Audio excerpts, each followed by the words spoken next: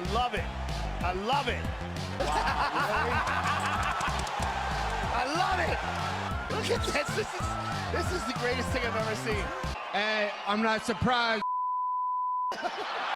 Hey, what's up, my homies? Leighton here for UFC Gambling Addicts, back again for another UFC full card breakdown and predictions video. This one's going to be Derek Brunson versus Edmen Shahbazyan. And before we get into this card, we're going to do what we always do. Take a look at the bets from last week and do a quick recap. I say quick recap, but it's going to be a 15 fight recap. So if you don't want to hear that, you can use the timestamps below to skip ahead. As for the profit, we made some good profit. It could have been much better if Gustafsson or Darren Till came in. But you know, the aim of the game is to profit, and we did profit on this card. Okay, so quick recap. I said it again. It's not going to be a quick one, but let's get into it. Nathaniel Wood versus Castaneda. This was a really good fight to start the card. Nathaniel Wood used those low kicks really beautifully, done a lot of damage with those kicks. Castaneda, we have to admire this man's heart, never looked for a way out the fight, kept coming forward, really showed us his toughness, and I'm looking forward to see what Castaneda has to offer in his next UFC fights too. Ramazan Emeev versus Nicholas Stolzer. I kind of expected this. You know, Ramazan used that grappling a lot, had success with it, but again, unable to finish the fight. Still searching for his first finish in the UFC. Pani Kianzad and Betch Kahea. This was a good fight. I put a lot of faith into Pani Kianzad, and she delivered. You know, her boxing looked very good, but I do have to admit, Betch cracked her a few times. You know, there was a few punches that landed, and Pani took them. You know, she took those punches. Both women, you know, good displays, but Pani just the more technical, and that's what I expected in that matchup. Tanner Boser and Pessoa. What can we say for that one? Pessoa just completely outmatched with the striking, unable to clinch, unable to take the fight to the mat. Tanner Boser, again, with that karate foundation, the movement that he showcased, again, brilliant. And he was able to get the finish in this fight again. So Tanner Boser really on the way up. Movsar Evloev versus Mike Grundy. Now, quite a few people came to my video and said, man, Mike Grundy is a better wrestler, or he can wrestle with Evloev. And I respect that, because in this fight, you saw that. You saw Mike Grundy was able to use his wrestling. He was the stronger wrestler. But I said prior to this fight, Evloev is the more technical of the wrestler. And we saw that in his ability to escape the Darce choke, to escape the takedown each and every time that Mike Grundy took him down. You know, you're really seeing that technical side of Evloev when he was able to get back to his feet multiple times. Again though, credit to Mike Grundy. He showed us he is a high level fighter with brilliant wrestling, but just a little bit outmatched by Movsar. You know, Evloev, good striking, good conditioning, technique, accuracy. He has it all, man. That kid can go to the top of this weight class. As for Grundy, I'm looking forward to seeing him back in the octagon again as well. Tom Aspinall and Jake Collier. Yeah, everyone pretty much expected that. Within 45 seconds, Tom Aspinall, 1-2, straight down the middle. And that's all she wrote. Beautiful from Tom Aspinall. Jesse Ronson and Nicholas Dalby. Now, this was the first upset of the night. What can we say for this? You know, Nicholas Dalby, I said prior to the fight, he needs to mix it up in there. Just using that karate base isn't going to be enough. And Jesse Ronson was able to clip him in the stand-up exchange. So, yeah, Jesse Ronson, credit to you. You know, came in plus 250. Yeah, beautiful. Trinaldo versus Jai Herbert. Now, Jai was the only underdog that I took on this card. Well, I took two underdogs, actually. Jai Herbert looked good. He looked good. That first round, he weathered the storm. Round 2, he really came on strong. Looked like he could finish that fight in the second round. And then hit the last round. It was going so well. And then, boom, Trinaldo, being that veteran, lands a big overhand left. And in all honesty, Jai was out, right? Herb Dean, man, I like Herb Dean. I really do. I think he's a brilliant ref. He's, been around the game for a very long time. But, man, I'm with Dan Hardy. I'm with Dan Hardy on that one. The stoppage was horrible. Jai was out. And you can be out with your eyes open, Some people, I've seen some people say, Jai wasn't out. Jai had his hands up. Man, he was out. He was like snoring on the floor. And those punches that Trinaldo followed up with, those punches woke him up. Herb Dean, I don't know if it's that old school vibe that he has, along with Mario and Dan Mergliotta. But, man, something needs to be done about some of these stoppages. Even with Jose Aldo a few weeks ago. It's not nice to see. So credit to Trinaldo for not wanting to follow up. Because as a fighter, when it was the one, right? As Michael Bisping would say, when you land that punch and you feel it, that was the one. Trinaldo knew. He didn't want to follow up, but Herb Dean insisted, follow up. And I agree with Dan Hardy. The stoppage was bad. Khamzat Chimaev versus Rhys McKee. Now, I said this fight may be more dominant than his UFC debut, and it was. It was. He didn't get hit in this fight. John Phillips landed 2 strikes in his debut. Rhys McKee landed 0. Complete domination on top of complete domination. What can you say? Cowboy Oliveira and Peter Sabota. This was a good fight. Cowboy used his kicks very well. Peter Sabota not able to use his judo, use his boxing. Just a little bit outmatched by Cowboy Oliveira in that one. Paul Craig was able to get it done again. Triangle choke. He loves the triangle choke. Antigulov, smashing Paul Craig with some nasty punches whilst in that triangle. But, if anything, that's I know I'm done. Let me just go for a few punches to see if I can knock the opponent out. That's what Antigulov done. Paul Craig showing good technique whilst eating those punches, able to get the triangle finished. Carla Esparza versus Maryna. Now, a few of you guys were on Carla for this fight as an underdog. And, I have to give you credit because she done exactly what she had to do, right? I said if she gets one takedown, chances are she's going to need multiple takedowns to win this fight.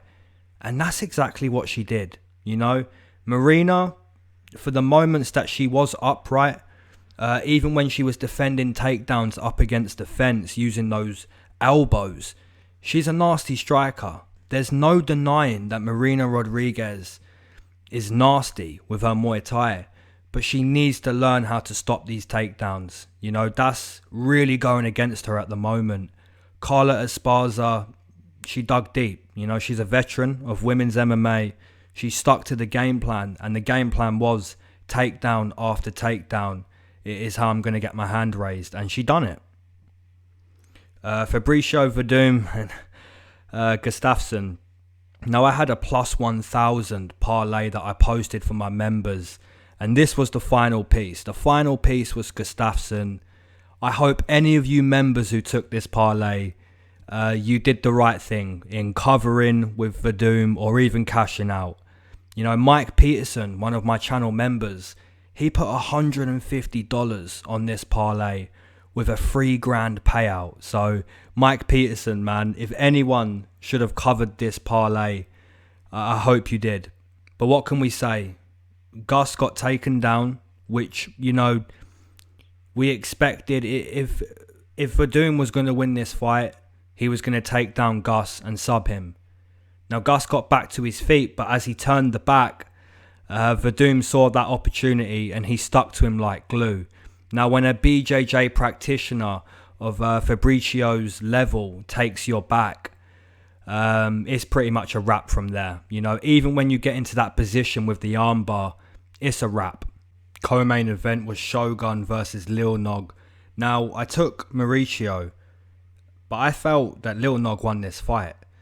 Split decision, can't really argue too much with the split. It was a close fight, but if you said to me, what way, in your opinion, should the split have gone, I felt Lil Nog should have been given the nod in this one. But yeah, you know, both of these guys should hang it up. I know Lil Nog has, you know, he's retired. Shogun should have retired too, you know, especially going out on a trilogy as well. It would have been pretty cool for both legends to retire together, but obviously, you know, Shogun thinks for himself and not really what the fans want. But yeah, Lil Nog for me should have got his hand raised to go out, despite the picks. You know, we have to be honest, right? Put our picks aside, Lil Nog felt he should have got the nod. Main event. This was a brilliant main event. What can we say? I don't feel bad in picking Darren Till. If you picked Rob Whittaker, credit to you. You know, this was a brilliant main event. First round, it looked good. It looked good for me. Darren Till cracking Rob with that elbow, using that nasty Muay Thai that Darren Till does. You know, not a lot of people give him credit for his Muay Thai. You know, a lot of people stuck over that Masvidal TKO and the failed challenge attempt against Woodley. But Darren Till is a nasty Muay Thai practitioner who really showed us over 25 minutes how technical he can be. Even in the loss, right? Rob Whittaker came out and said that was one of the most technical fights, the most technical fight I've ever had. And that's just, you know, you got to respect Rob Whittaker for that. You know, he's been in there with a lot of top level athletes.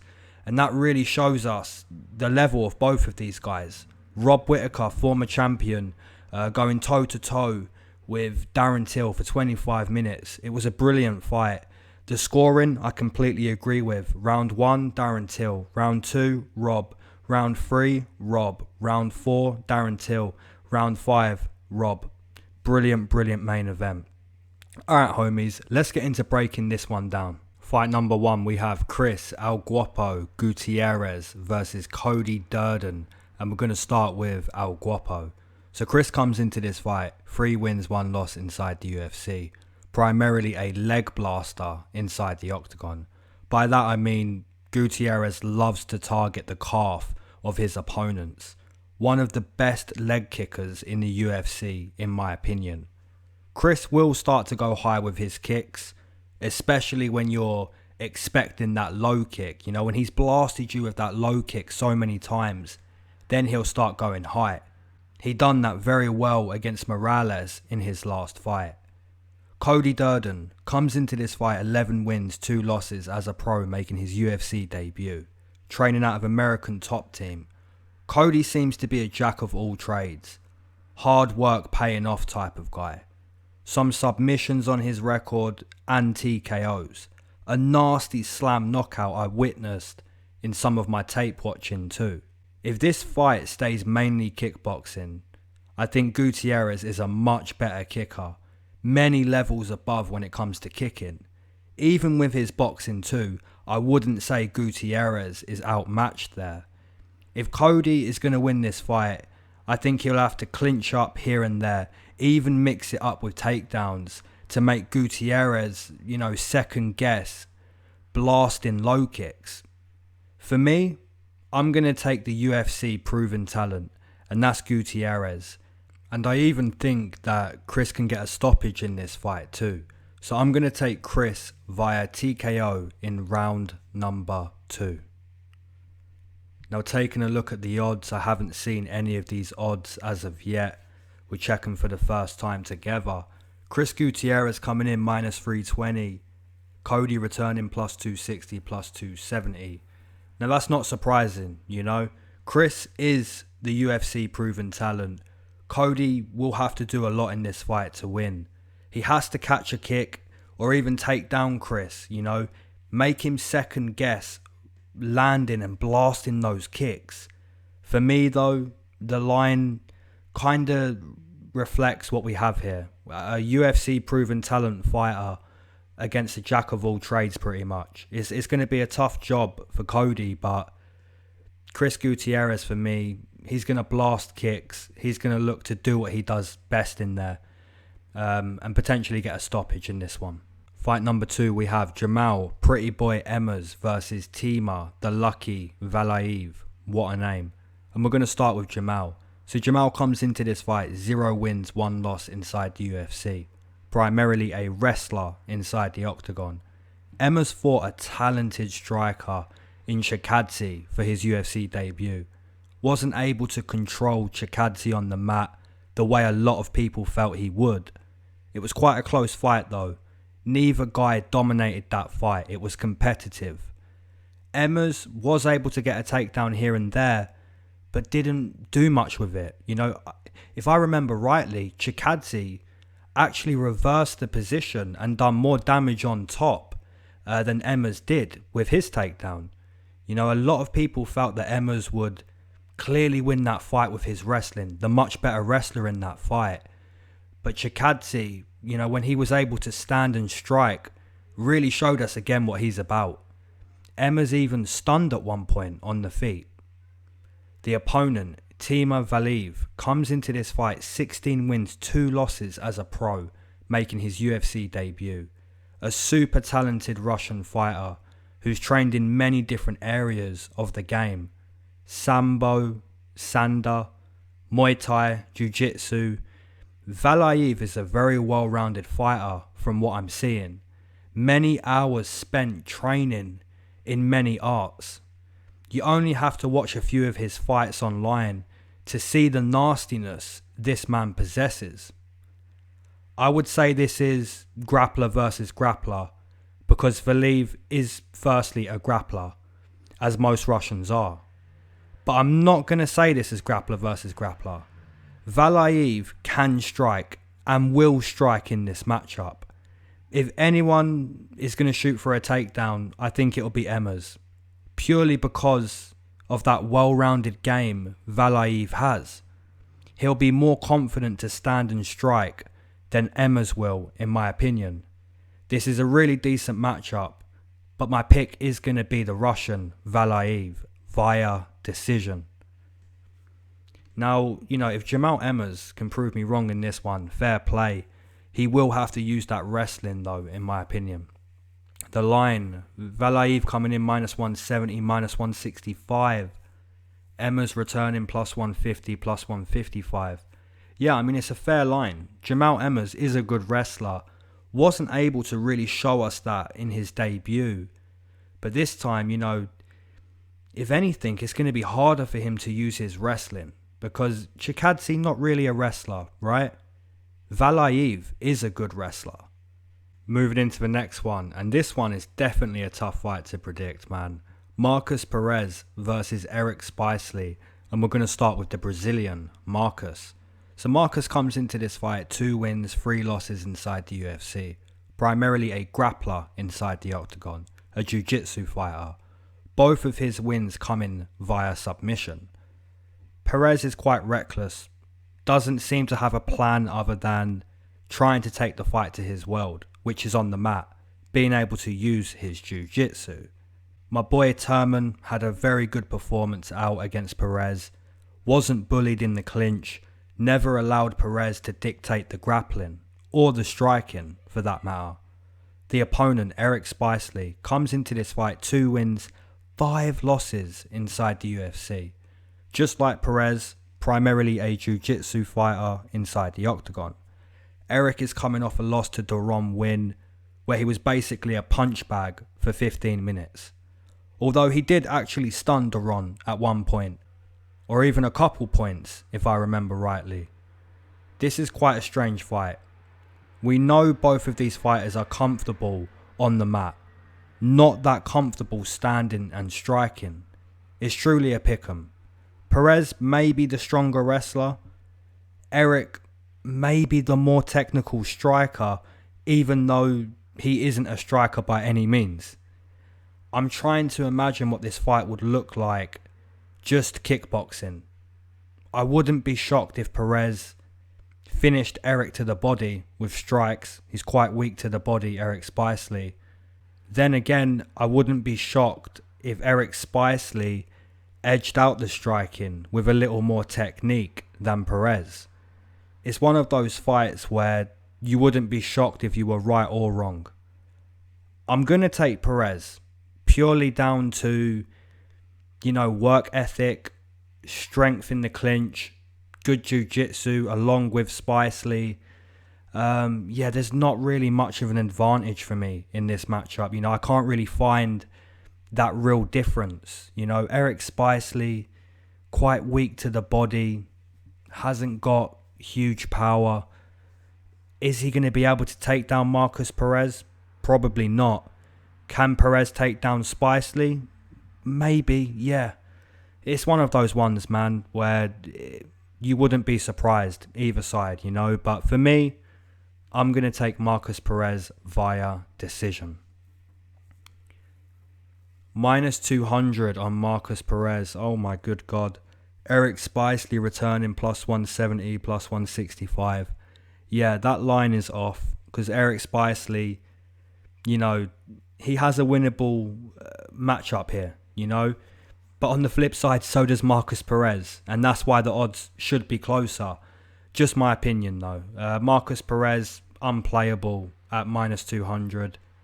Spicely, good underdog odds, but, it could just take one good combination or even a half good combination to the body for Spicely to go down. Complete punch bag against the wrong win. The odds, in my opinion, are off, but I'm going to stick with Marcus Perez. Fight number 4, we have Ray, the Tas-Mexican Devil, versus Nathan Mayhem Maness, and we're going to start with the Tas-Mexican Devil. So Ray comes into this fight 7 wins, 5 losses inside the UFC. A wrestler, a brilliant high-level MMA wrestler. I've said it time and time again. Ray Borg is a 10 out of 10 workhorse with his wrestling. Scrambling ability 10 out of 10 too. Slowing down or having a wrestling disadvantage against Ray Borg will go against you massively. The opponent, Nathan Maness, comes into this fight 10 wins, 1 loss as a pro, making his UFC debut. 5'10", 72-inch reach, fighting at 135. Unbelievable. Absolutely not his weight class, but fair play, he can make the weight. Maness is coming off a beautiful TKO win, stunned his opponent and dropped him with a left hook. Got the call to the UFC shortly after that. Stylistically, it's an interesting matchup because Nathan is going to be the bigger, longer fighter, but Ray Borg is a relentless wrestler who most likely isn't going to engage too much in a striking battle, just like Carla with Maryna. The mission was to nullify Maryna with takedowns. I think Ray has to do what he does best. That's take down the opponent, fatigue them and keep them in that type of battle. For me, I feel more comfortable taking the proven UFC talent again. So for those reasons, I'm going to take Ray Borg via decision. So Ray Borg in that one purely has to keep taking down Nathan, look to fatigue him, and when he has him fatigued, take him down some more. The line, we have Ray coming in minus 210, minus 215. Ooh, good respect going into Ray Borg there. Nathan Maness returning plus 185, plus 190. Now this matchup is going to be interesting because like I said, Maness is going to be a big dude in there with Ray Borg. So if he can keep it striking, keep it to that point where he's landing those punches, landing those hooks that were working for him prior to the UFC debut, then it could be a beautiful UFC debut for Nathan. But Ray is an intelligent fighter. He knows what he excels at, and that's grinding, man. That's keeping in a grueling battle against the opponent, and that's what Ray Borg is good at, and that's what he's going to have to do in this matchup, and I think he can. Fight number 5, we have Ed, Short Fuse Herman versus Gerald, GM3, Meerschaert, and we're going to start with Ed. So Ed comes into this fight, 12 wins, 11 losses inside the UFC. Primarily an experienced veteran inside the octagon. A veteran that shouldn't be fighting anymore, in my opinion. Man, it must really suck when all you know and love is fighting, and you just can't give it up. Fighting is basically being alive to some of these guys. And I do understand why some of these guys just can't give it up, you know, like Ed Herman. There needs to be some kind of support system put in place for veterans like Ed Herman. Because at this point, all he's doing is, you know, ruining that quality of life for later on. You know, 20 years from now, it can be better for Ed Herman than what it might be if he continues to fight. But back to fight talk anyway. Ed is coming off an impressive win over Hadis Ibrahimov. But we do have to acknowledge Hadis Ibrahimov doesn't have good striking defense. He eats a lot of big strikes. Recently knocked out by Delidze. The opponent, Gerald Meerschaert, comes into this fight 6 wins, 5 losses inside the UFC. Primarily a grappler, a jiu-jitsu fighter. GM3 stepping up to 205. Is that a good move? Maybe in this specific matchup. We know and understand what GM3 excels at, and it's his foundation of work, jiu-jitsu. Despite speaking about Ed Herman, you know, should hang up the gloves, this is still a winnable fight for him.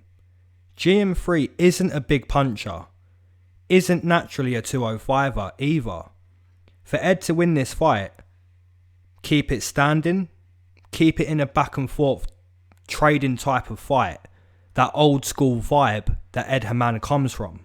GM3 will need to stick to what's given him success previously, and that's taking down the opponent. Could Ed Herman sleep GM3? Absolutely. Could GM3 take down and have success on the mat against Ed? Absolutely.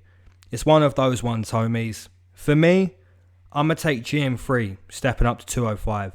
Wouldn't be shocked if Ed got it done, but at the same time, I wouldn't be shocked if GM3 was the quicker guy, more agile, and was able to take down Ed and work from there. So my pick is going to be GM3 via decision. And some of you guys might think, well, you know, you're saying Ed Herman should hang up the gloves, but you're saying he can still win this fight. How does that make any sense? I'm sure a lot of you guys understand how that makes sense. You know, when you've taken some damage and you've fought a long time, it doesn't matter win or lose at that point. You know, you have to start thinking about your health. And I think that's what Ed Herman needs to do. Win or lose for Ed Herman, I don't think he should be taking any more punches to his brain. But the odds, GM3 minus 180, minus 190, Ed Herman coming back plus 160, plus 155. So yeah, the line really does resemble what I feel. You know, GM3 isn't a big puncher. That's really going to threaten Ed Herman too much with what he's seen previous. But at the same time, Ed Herman is out of his prime, and GM3 is going to look to take him down and go to work from there. The line, I mean, would I play GM3? I'd have to think about it this week, you know, because I do see a path for Ed Herman, but the pick is the jiu-jitsu fighter. I got 5 on it. Joke's on me, this is fight number 6. We have Frankie Saenz versus Jonathan Dragon Martinez, and we're going to start with Frankie. So Frankie comes into this fight, 5 wins, 4 losses inside the UFC. Frankie has a wrestling background. His striking really isn't that bad either. Quite a well-rounded fighter. Powerful low kicks and body kicks. Punching power is definitely there too. The negative is he's nearly 40 years old, fighting at 135. You know, that's dangerous. Being able to react quickly is something you need as a fighter, especially at the lower weight classes. Reactions go as you get older. The opponent, Jonathan Martinez, comes into this fight 2-2 inside the UFC, primarily a striker inside the octagon. The knee that Martinez finished Pingwan with, nothing short of beautiful violence. Looking at his most recent fight, arguably could have been, given to him. That split decision against Andre Yule. Very, very close fight. Both guys having good moments in that one. Really could have gone either way. Martinez, in my opinion, is the better striker in this matchup. He'll have more to offer Frankie when it comes to striking. If you was to ask me, well, how does Frankie win? Because he can win. I'd say it would look like Davy Grant a few weeks ago. Just clips Martinez with a big punch at some point. Maybe tires Martinez out with his wrestling, and then he's able to land a big punch. But I'm not going to side with that. For me, I'll be siding with the fresher fighter. The fighter I believe has more tools when it comes to striking, and that's Martinez. So for those reasons, I'm going to take Martinez via TKO in round number 2. And we have Martinez minus 200, minus 210. Good respect, I like that. Frankie coming back plus 170, plus 180. Now, Frankie Saenz does have the ability to win the fight. He's got power. He's a good, powerful kicker too. Wrestling base. Good experience. But the flip side, Jonathan Martinez, he's fresh. He's hungry. Better striker, in my opinion. So, for Martinez to win this fight, I say keep away from the wrestling. Avoid the takedowns. Look to just go toe-to-toe with Frankie. Look to outstrike him. Use a lot of technique. So yeah, that's going to be the pick for that one. Alright, homies. You know what time it is. If you waited to smoke with me, amen. If you've been smoking the whole time, amen. If you're not a smoker, but you enjoy the smoke breaks, triple amen. Alright. Breakdown goals is where we're going to start. Last week, I asked for 100 subscribers from the time the video was posted until the card started. We hit 210. Amen. I asked for 400 likes. We hit 590. Amen. I asked for 2 channel memberships. We hit 11. Amen. What can I say, guys? I set these channel goals and we smash them. There's no other way of saying it. These goals are getting smashed. We are a problem. I appreciate each and every one of you, If you're helping smash these goals, thank you very much. Whether you're just liking or subscribing or you're grabbing a membership, whatever it is, you are helping me smash these goals. You guys are the ones smashing these goals. I set them, you smash them. There's no other way of saying it. Amen, guys. Thank you so much. Alright, so we're going to take a look now at channel members. Here we go. Damien D was my first member. Then we had Matt Cut Fitness, Washi, Bricku Donovan, Gabriel Montero, The Def Jam Blaster, Typical Skeptic, Jason ST, Mark Potter, Malik Smith, James Rogers. Thank you guys. And now we have the new members who helped smash the goal from last week. Joshua Haywood, Outrageous Juice, Bobby Malloy, Mike Peterson, Daniel McKenzie, Dill, Edvenus Rakikas, what a name. Jamie McClary, Beach City TV, coming in with 52,000 subscribers, wow. Then Neil Watkins and Ras. If you heard your name there, thank you very much. New members and the old members, you guys are legends of the game. Breakdown goal for this breakdown. Let's keep it 2 channel memberships. Let's up the likes to 420. You know what it is. Subscribers, let's go for 150 subs for this one. And if any of you guys can help me hit this, thank you very much. We're going to build an empire here. Rome wasn't built in a day, but when it got built, it looked pretty nice.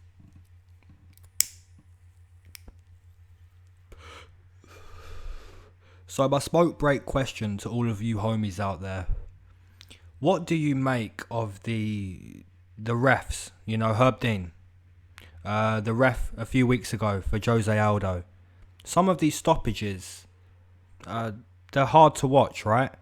I'm going back now. I'm going back quite a few weeks, and some of you guys may be thinking, "Yo, are you not over that loss yet?" But I'm over this loss, right? I really think that Walt Harris, with a different referee other than Dan Murgliotta, could have had that stoppage against Alistair Overeem. And I know a lot of you are going to be thinking, yeah, but Alistair got up and he finished the fight in the second round, so it proves that he wasn't done. That's not really how it works, you know? Just because you're able to recover from the ref not stopping the fight doesn't mean that the fight should have continued. So my question to you is, do you believe that the referees in MMA need to change a little bit? You know, we need to bring in new era referees, because Dan Murgliotta, Herb Dean, and even Mario, right? We haven't seen him in a while, but all these guys are from the same era, and it's like, let him die type of hardcore refereeing, man. It's hard to watch, you know. My personal opinion is Dan Hardy was well within his rights to be angry. I mean, Jai Herbert was so out, it wasn't even funny, man. And to see Trinaldo have to follow up, that hurts my heart, man. I hope all of you guys are doing well, keeping safe. I hope you're smashing your goals on a daily basis, whatever it is. Let's get back to breaking this one down, my homies. Moving into the next one, we have Kevin Trailblazer Holland versus Trevin the Problem. You guys are the problem, man, smashing these goals. Trevin Giles. Okay, so we're going to start with Kevin. So Kevin, anytime I hear the name Kevin, I literally think of Home Alone. Like, that's a weird thing to say, guys. Like, the smoke break has hit me a little bit, but yeah, that's all I think about, man. That Kevin, man, he got left home alone. That's Christmas time too, you know. Alright, Kevin Holland comes into this fight 4 wins, 2 losses inside the UFC. Primarily a jiu-jitsu practitioner, a brown belt on the mat. When Kevin isn't grappling, he's mainly using the kicking side of his game. Keeps his opponents at length with his kicks. Kevin's coming off a quick win over Anthony Hernandez. Nice stabbing knee to the body over Hernandez. Real quick payday for Kevin in that one. The opponent, Trevin Giles, comes into this fight 3 wins, 2 losses inside the UFC. Trevin is a powerful puncher. There's no denying that. A purple belt in jiu-jitsu. Doesn't exactly specialise in any one area. We do have to speak about Trevin's cardio though. Slowed down a lot against Zach Cummins and GM3. Both those losses coming late in those fights. Even against James Krause in his last fight, again, Trevin showed cardio issues entering that last round. This is a good matchup though.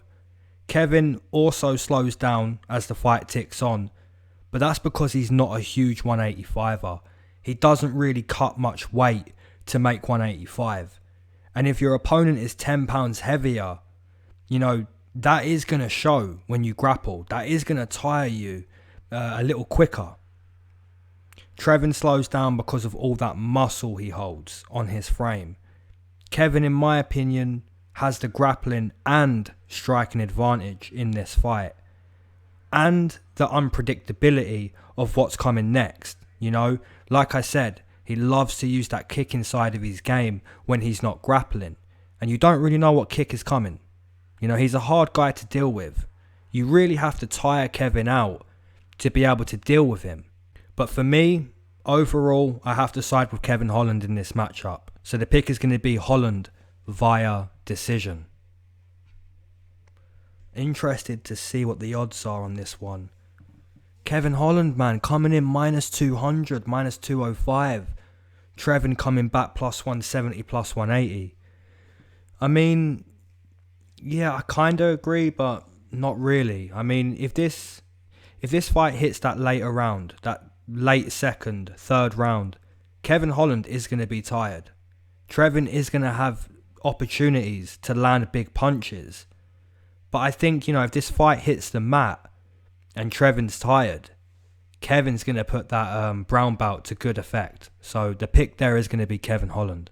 Bobby King Green versus Lando Groovy Venata. And we're going to start with Bobby. So Bobby comes into this fight 6 wins, 5 losses, 1 draw inside the UFC. An experienced fighter of MMA. A well-rounded fighter too. Wrestling, boxing. Bobby Green is a top fighter. Coming off a win just a few weeks ago over Clay Guida. It was nice to see Bobby Green getting back to winning ways. He's had a few really close fights that could have gone his way, but didn't.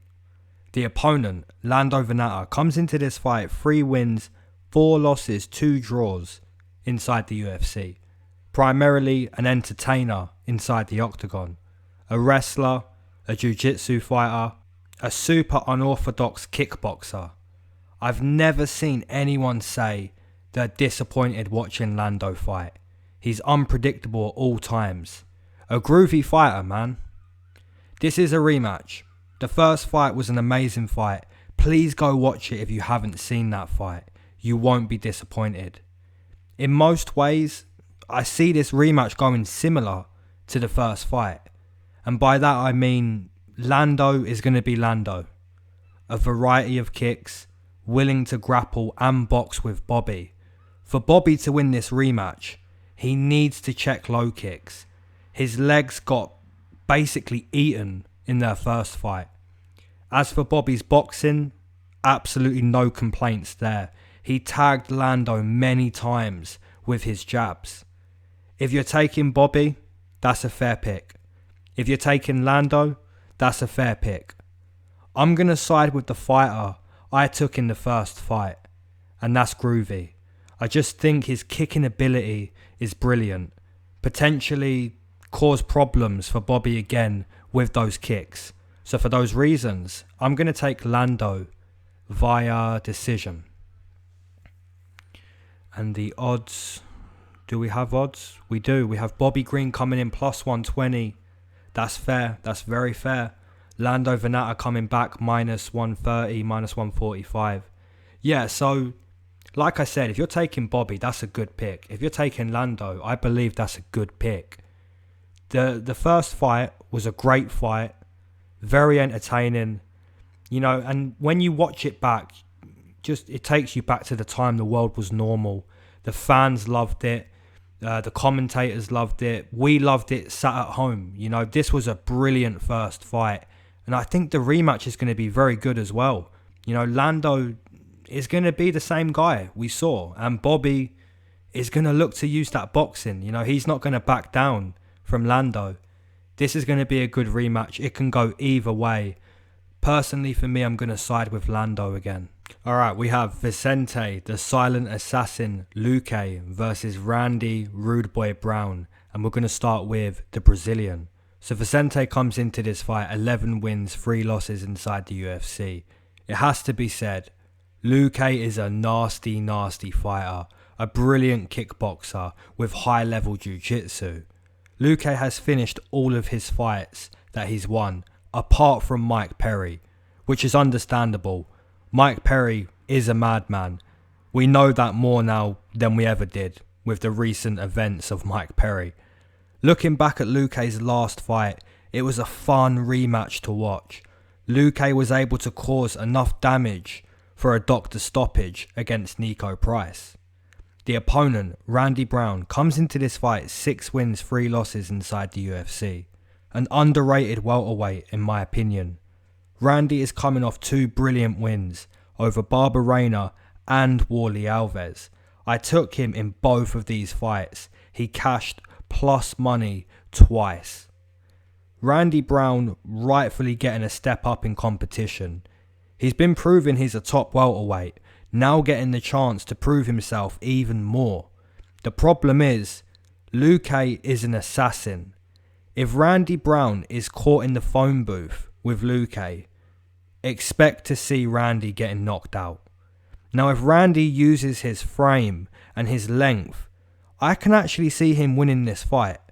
The big concern is Luque forcing Randy to fight in the phone booth. or even taking Randy to the mat.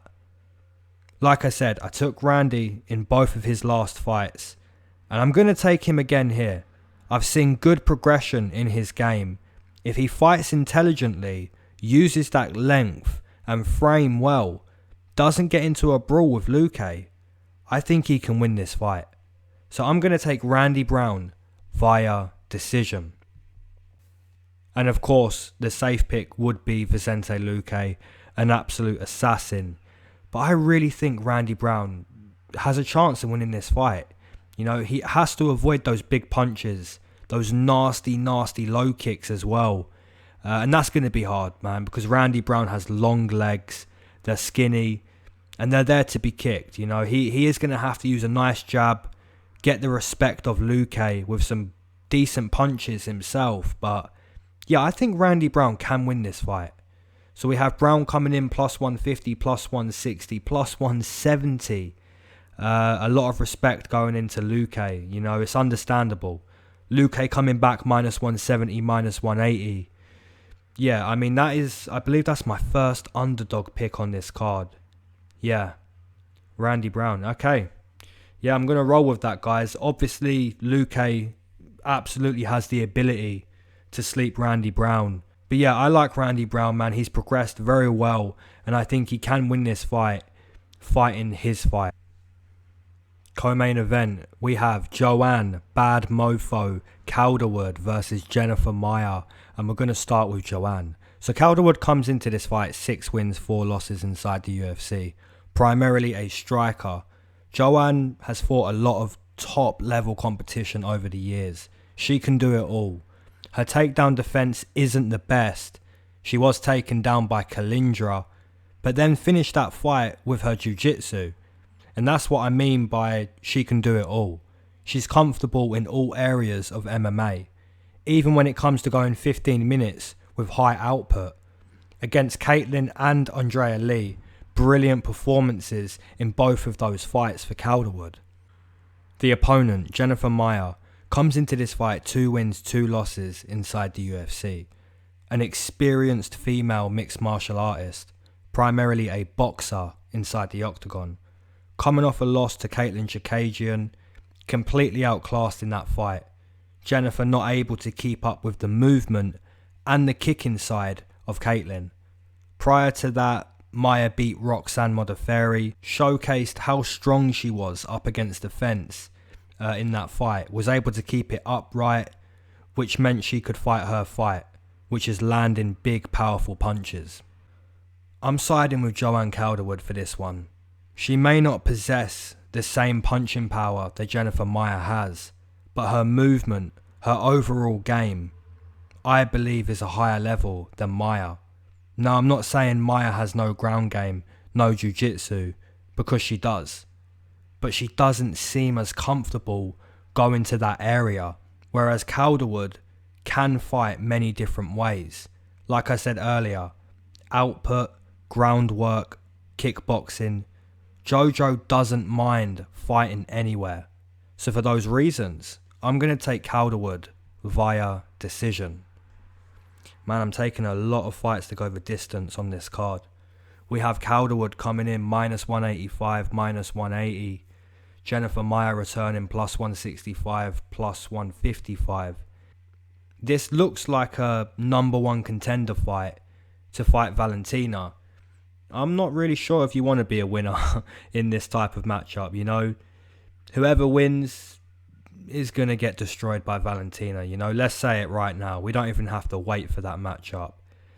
But yeah, number 1 contender fight. Does Jennifer Maia have the ability? I would say yes. You know, she has a lot of experience, a lot of power in her boxing. But Joanne Calderwood, on the flip side, has a lot of experience herself. Overall game, very, very good. Yeah, for me, Joanne Calderwood is going to be the pick for that one. Alright, main event, my homies. We have Derek Brunson versus Edmen, the golden boy Shahbazyan. And we're going to start with the veteran, Derek Brunson. So Derek comes into this fight 11 wins, 5 losses inside the UFC. Primarily a boxer. Derek has brilliant takedown defense, arguably one of the best takedown defense at 185 pounds. Part of that takedown defense comes from his know-how of wrestling. He can wrestle very, very well. A bit like Bobby Green, you know? It's hard to take down a guy that can wrestle very well. Justin Gaethje springs to mind now that I mentioned Bobby Green. Looking at Derek's last few fights, destroyed by the king of 85, Adesanya. Absolutely no shame in that loss. Since that loss, Derek has had 2 fairly decent performances inside the octagon. Now the opponent, Edmen, the golden boy Shahbazyan, comes into this fight 4-0 inside the UFC. The new era of MMA. Just 22 years old and already a killer at 185. Do we describe Edmen as a wrestler, as a striker, a kicker? This guy is from the new era of MMA. That's the best way to describe him at the moment, in my opinion. 15 minutes of wrestling against Darren Stewart. Now, he did slow down a lot in that fight, but really displayed how he could stick to a game plan of just wrestling. Destroyed Charles Byrd. Made real quick work of Jack Marshman. And then he made his biggest statement to date. Head kick Tavares into a new realm. This man is a problem. Does Derek Brunson have the ability to stop the new era train? Of course he does. 16 UFC fights under his belt. Derek Brunson is a good boxer with so much experience. The flip side is Edmen absolutely has the ability to make another huge statement in this fight. He can wrestle, he can box, he can head kick you. Derek Brunson is notoriously known for being kicked in the head, you know? How can you go against a new era in this fight? I can't do it. I have a lot of respect for Derek Brunson, rightfully fighting at the highest level. But man, Edmen is a problem, a real problem. My pick is going to be Edmen Shahbazyan via TKO in round number 1. Man, yeah, look at those odds. We have Edmen coming in minus 300, minus 310, 320. Derek returning plus 250, plus 260. Yeah, I agree with it. You know, Derek Brunson, it wouldn't be the biggest shock we've ever seen, of course. But the flip side is more credible, way more plausible, in my opinion. And that's Edmen Shahbazyan showing us that new era of MMA, that freshness. He's a very well-rounded fighter. Tons of confidence, tons of hunger. And I think we're going to see that here. Alright, homies, if you've enjoyed the breakdown, let me know in the comments. Head kick the like button. Subscribe if you haven't already. 65% of my viewers are not subscribed. But we're changing that every week, you know? I'm getting subscribers every week. So if you're one of these people who's been watching and you just subscribed, let me know in the comments, you know? It's okay. We can still be good friends. Alright, homies. Peace.